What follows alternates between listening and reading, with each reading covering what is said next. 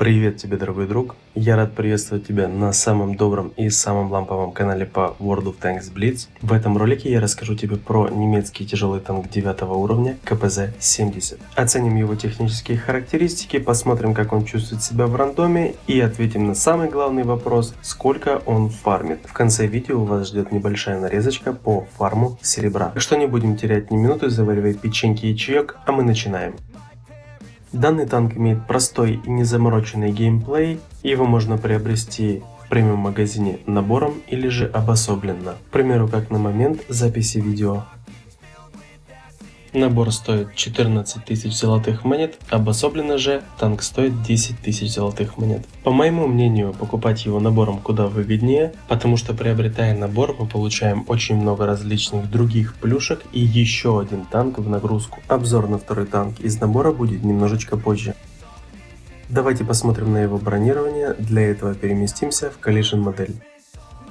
НЛД у нас 90 мм, ВЛД у нас 124 мм. Разницы в приведенной броне плюс-минус нет. Она будет в районе 220-240 мм. Даже при довороте корпуса рассчитывать на его бронирование не приходится. Куда лучше у нас забронирована башня 210 мм и в среднем по больнице очень высокий показатель приведенной брони.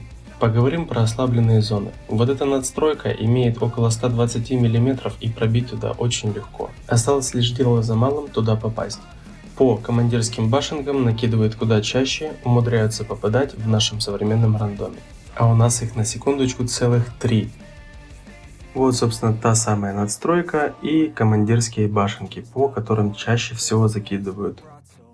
С броней мы разобрались, поговорим про орудие. Урон в минуту у нас 2300, время перезарядки снаряда 14,6 секунд. Пробитие базовым снарядом 245 мм. Разовый урон у нас 560 единиц за выстрел. Время сведения и точность у нас довольно посредственные 3,9 и 0,344. Орудие опускается у нас на 6 градусов, а поднимается на 15. Таким образом нам лучше играть от средних или ближних дистанций и использовать свой разовый урон. Далее на очереди у нас маневренность. Максимальная скорость 40 км в час вперед и 15 назад. Средняя скорость 33 км в час и тяговооруженность 17,4. Таким образом у нас получается довольно динамичная тачка, при этом всем она очень хорошо крутится на месте. Скорость поворота башни и корпуса 21 и 36 градусов соответственно. На среднем танке нас будет закрутить очень сложно, правда для легких танков возможно не составит никаких проблем.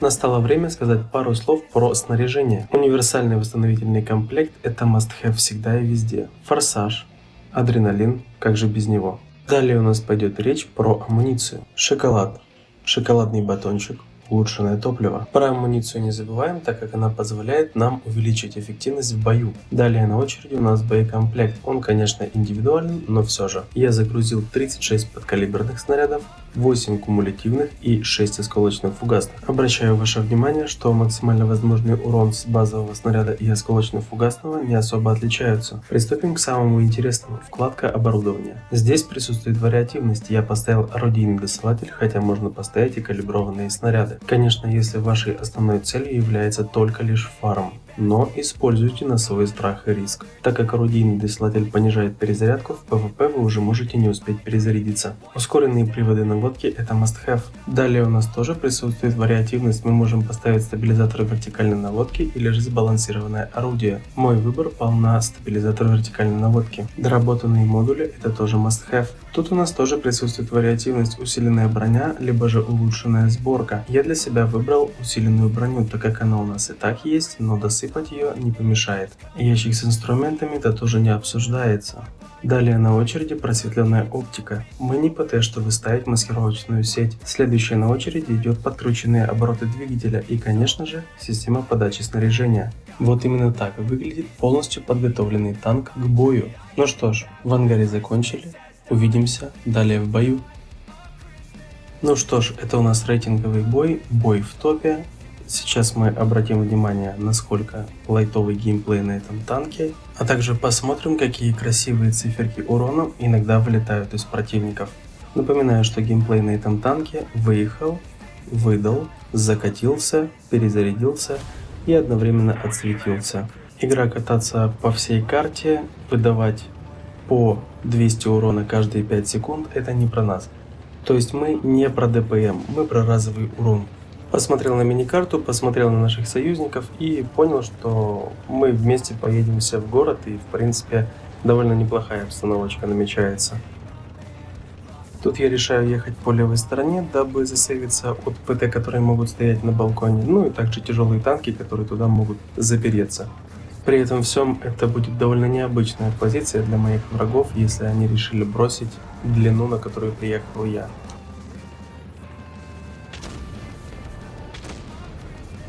Тут я немножечко забыл, что вот эти левые ящики ломаются, и не рискнул давать шот.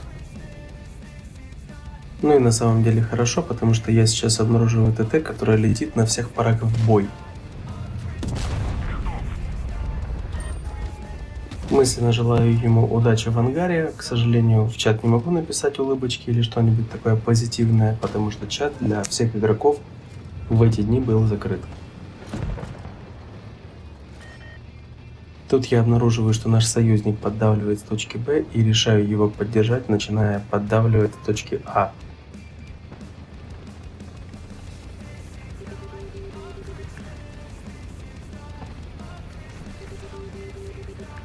Подкатываясь, вижу Эмиля второго, думал ему дать в командирскую башенку, но тут обращаю внимание, что Тигр 2 стоит более сладко. Обращаю ваше внимание, что я проверил Тигра второго на пробитие в борт фугасом, но как мы видели, он не пробивается. Хотя хочу отметить, если вдруг это были бы калиброванные снаряды, то была бы вероятность пробития. Хотя в ту же очередь, если бы у меня были калиброванные снаряды, я бы не успел перезарядиться и он дал бы по мне шот.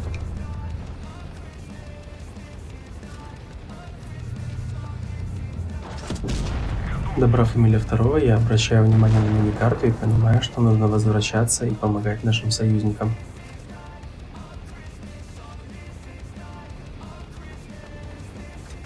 Тут я начал разрываться на двух противников и дал не очень хороший шот. Получил обратно, вполне заслуженно.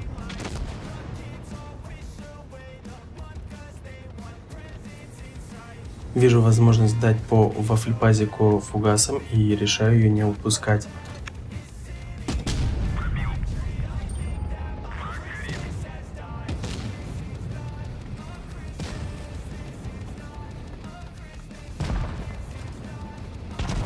Ну тут я понимаю, что бой уже в принципе выигран, остался один противник и можно на него упарываться.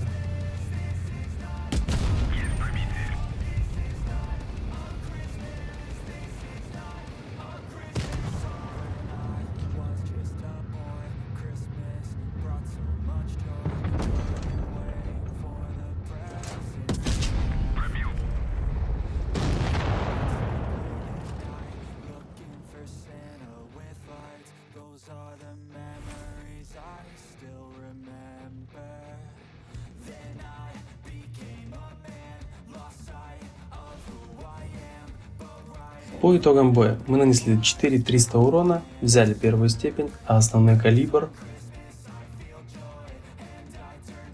Заработали чистыми мы 141 тысячу серебра, в принципе неплохой показатель. Обратите внимание, какой был ненапряжный, спокойный, размеренный геймплей, при этом всем 4300 урона и 140 тысяч серебра.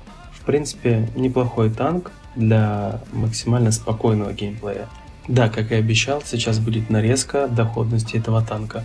Вступайте в мой клан, подписывайтесь, ставьте лайки, пишите комментарии и до встречи в новых видео.